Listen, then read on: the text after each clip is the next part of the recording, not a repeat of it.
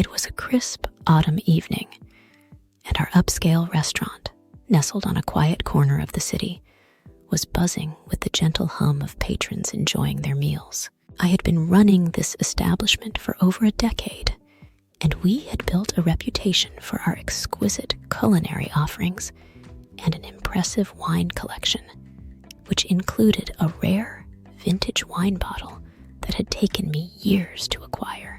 The bottle in question was a 1952 Bordeaux, a true gem among connoisseurs, and it sat in a specially designed display cabinet behind the bar. It wasn't just any bottle. It was the pride of our collection, one of those items that drew aficionados from far and wide. People would often come just to admire it, although few could afford to taste it. Its price was a closely guarded secret, shared only with a select few among the staff. That night, as our head sommelier called in sick, I found myself tasked with managing the wine service. A group of 4 impeccably dressed patrons seated at a corner table ordered a bottle of wine. It was a busy evening, and the bustling atmosphere seemed to heighten the tension in the air. As I hurried to retrieve a suitable bottle from our cellar, I couldn't shake the nagging feeling that something was amiss.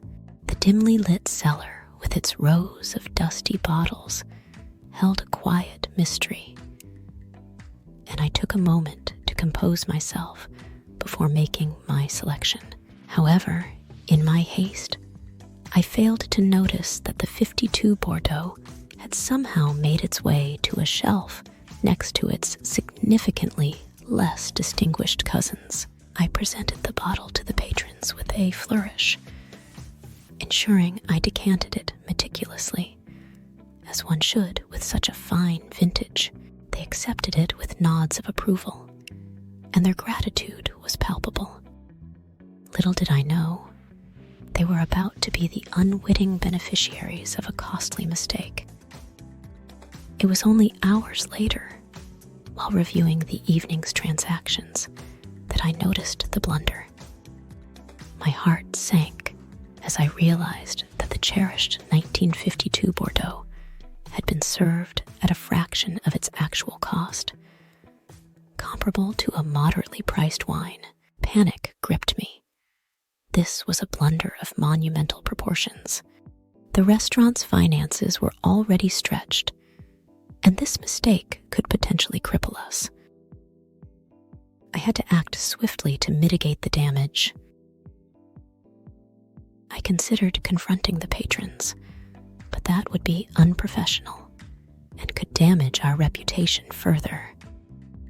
Instead, I decided to absorb the financial loss personally. I couldn't allow the restaurant's finances to suffer for my oversight.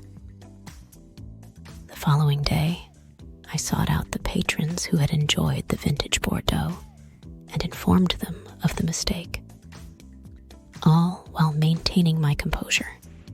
To my surprise, they were incredibly understanding and sympathetic to the predicament. They even offered to pay the difference, but I declined their generous offer and thanked them for their understanding.